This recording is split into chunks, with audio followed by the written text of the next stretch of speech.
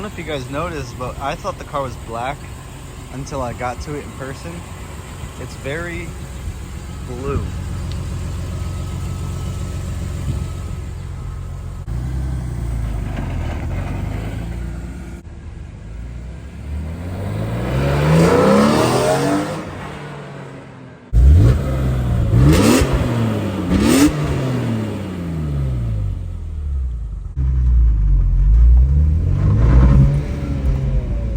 I know you heard it there a little bit.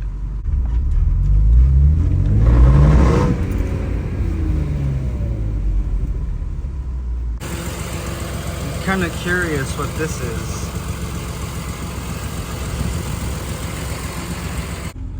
So I never really looked at this. I saw that it was here, but I didn't look at it. Someone had some, what looked like maybe a security system or navigation system. I don't really know. So there's also this, someone tucked inside the headliner. I do not know what this is. Well, whoever fucked around in here did a very great job of wiring this. Alright, so oil and coolant are all the way at temp, so we're gonna check the oil. Other than all the bottles of power steering fluid that I keep because I keep leaking it, I always keep rags specifically for checking oil. And I'm gonna need one for the M3.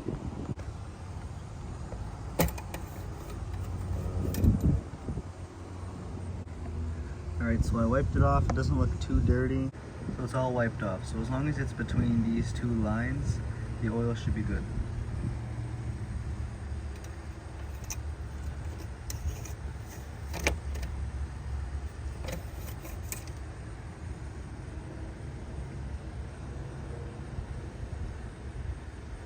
Another thing I really like is that the oil is pretty golden. I wipe it off onto my hand, you can see that it's not brown, it's more gold. Engine has to be warm all the way up to temperature in order to check the proper oil level, because the oil, as it gets hotter, it gets thinner, and if it's thicker, I'm not sure if it'll stick to it correctly. I'm not sure on the science on that, but I do know that this is the proper way to check it.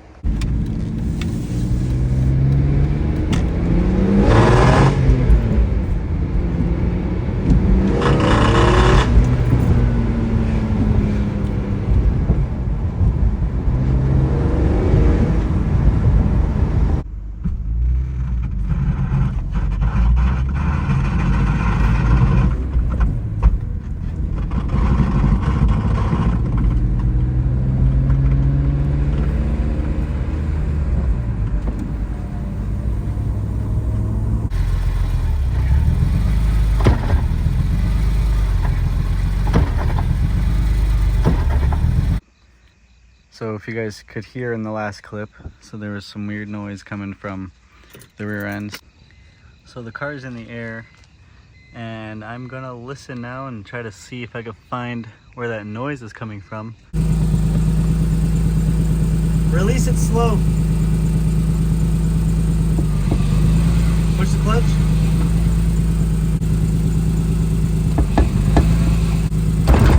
All right, push the clutch.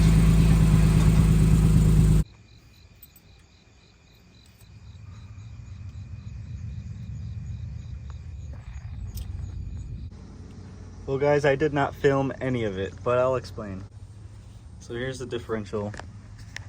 So I flipped it upside down, it's upside down right now, and I sprayed it with this engine bay degreaser, trying to get all this shit off, but I would have to scrub it or power wash it off.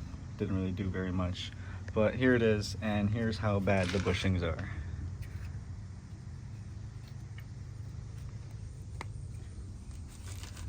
Oh my god. This one's so bad I could just push it out with my hand.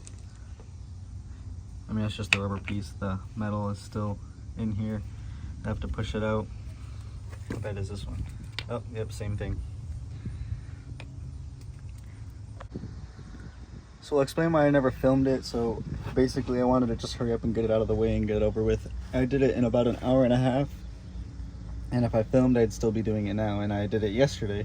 So the only difference is the two bolt holes are here and then there's one in the back over here. And on the non-M, it's 2 in the back and then 1 in the front. That's the only difference, but it's still the same thing, 2 and 1. And then everything else is identical. The way the axles bolt in and out, and the sway bar. Only thing you have to remove is sway bar, axles, and then disconnect the drive shaft from the differential, and it falls right out. The next thing I wanted to address, so this is the back of the car. Obviously, here's the muffler. So if we come and look at the subframe mounts, I thought that they would crack here, but if you know E46 M3s, you know they make too much power for the chassis, so they end up cracking it. So I got a crack here and I got a crack here. For an M3, this is not that bad. I'm starting to get a little crack here. That one's not too bad. These are all super repairable. Nothing crazy. We just drill out the end of the crack to allow it to not go anywhere anymore. Stitch weld it. And then I'll do the reinforcement plates, which are plates that go here that help disperse the load across the whole car instead of in very specific spots, causing it to crack in these locations. This is what was recommended to me, 75W140 gear oil, contains limited slip additive, and I need 1.2 quarts, I guess. I don't know, I'm gonna measure that. This is 1 quart, I got a second one, and I'm kind of just gonna guess. Kind of made a little bit of a mess. That is not very clean fluid. I hope this has been changed at least once. I can see some sort of metallic there. Let's see if this is gonna stay. Yeah, there's a lot of metallic in there. So don't remember if I talked about it because it's been a few days, but right here we have a crack in the aluminum, the cast aluminum, and apparently it's a common thing that pressing in the bushings, brand new ones, could cause this to happen. This one's way worse. From Germany, a brand new diff cover, and it has bushings, so I kind of wasted money on bushings, but so I finally got the seal, and auto parts stores have a really hard time finding it, so OEM reference number right there. That way you guys will help finding it, but it's the one that goes right here. All right, time to pop the old cover off. Unfortunately, I had to put these crusty ass bolts back in. I don't have enough time to clean it up. So like I said, I didn't film any of it. Kind of sucks that I didn't, but we're gonna test drive it now that it's all back on the ground.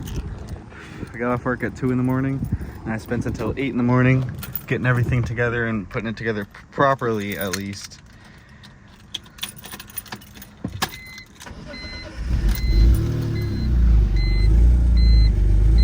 Literally completely out of gas. Let's see if I make it to the gas station. We made it.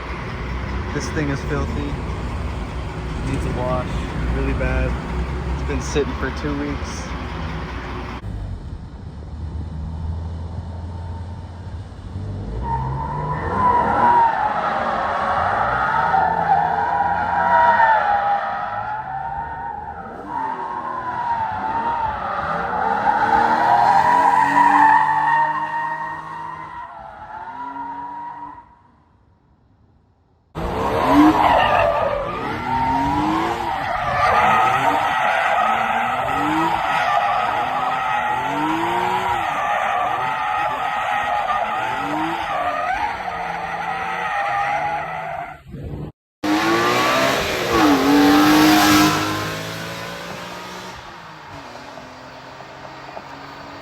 I'm gonna, as carefully as possible, remove these trim pieces, and I'm really gonna try not to scratch it. So I think you have to do this one first because it overlays this one.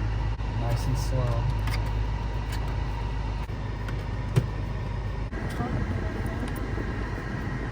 The piece is flexing way too much.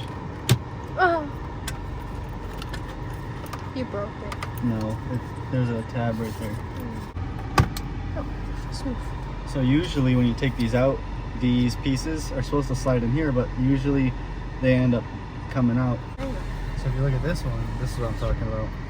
The piece got stuck to it. So in order to remove them, if you notice the shape the shape is like up and down, but these, if you look at them, they are left and right. So they're supposed to go in up and down, and then you're supposed to twist them, and once they're in, they won't come back out. And these are not supposed to stay in. So just like this, you're gonna put it in straight, and then you're gonna give it a twist. It's kind of hard to do with one hand. Undo these. Adjust this piece. So you do have to remove this, I was wrong. So this has to be out. Alright guys, so long story short, there are special keys for these. So if you have a double DIN from the factory, you're gonna need the special keys. And if you don't, well, I kind of watched a video and the guy basically explained that there's this tab here and that the key goes in and pushes this tab out the way, and that's what causes this to come out. So at first I was like, okay, instead of doing that, I could probably reach my hand behind here and disconnect the connector right here and plug in the aux, and that ended up not being correct. It ended up being too tight, and I was like, okay, I'm gonna have to remove it. I have an idea. So I removed all of these, and they're all just these simple black screwdriver screws, and I reached my hand under and I pushed the tab, and then I pried one side, and then I reached over, pushed the tab, and pried the other side, and there we go. Without any special tools, I just removed it with just a screwdriver. So I initially bought this one that had a USB and an aux, thinking it would work, and it turns out that the pin layout is a 4-pin, and the pin layout on the factory aux is a 3-pin. So I bought the wrong one. So I ended up getting the right one right here. It's a 3-pin. It's hard to tell, but it's a 3-pin, and it goes to an aux, and it's got like this little thingy on here that tells the BMW computer, hey, this is a BMW piece, and it allows it to work. So I got the piece right here on top, and I'm gonna try to route it through the glove box so it's not too noticeable. That way it's not like sticking out over here or something. And I do like where Adam LZ had it, where he drilled a hole through here and put it, but I don't want it to be noticeable, and I want it to be reversible. So if I want to get rid of it, I can, and just tuck it up here, and then when I want it, it's just right here. Should be able to close the glove box with the wire hanging through.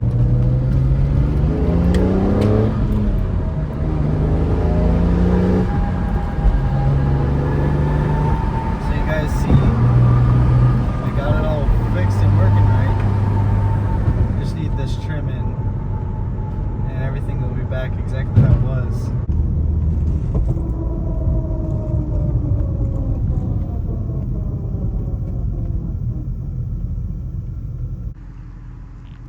And now it's time for this video to end on a sour note.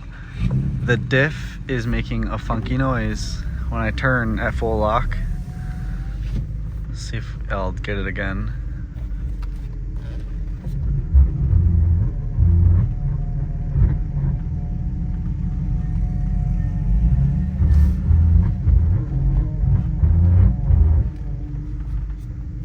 On deceleration at high speeds, it also makes a funky noise. See if I can get that. Only under deceleration we get this weird noise. I'm gonna speed up, and depending on what gear I'm in, it changes it. So the load on the differential changes it. A little less if I push the clutch, it gets louder because there's less load.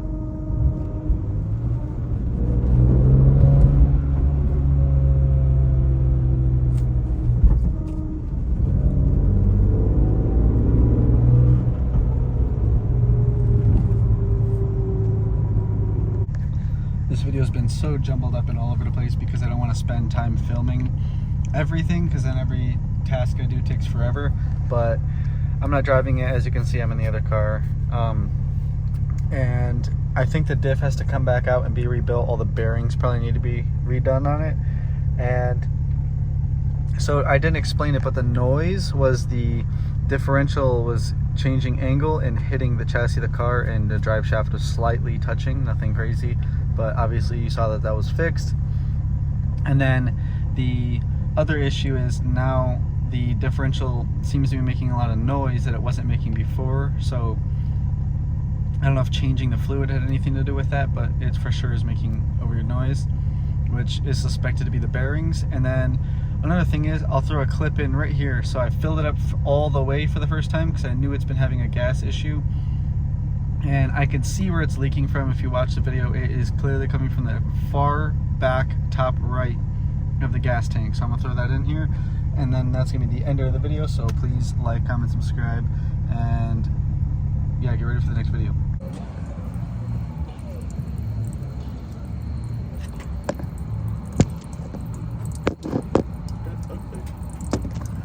I put a full tank too. It's probably gonna drip for a while, but now I can at least try to track down where it's coming from.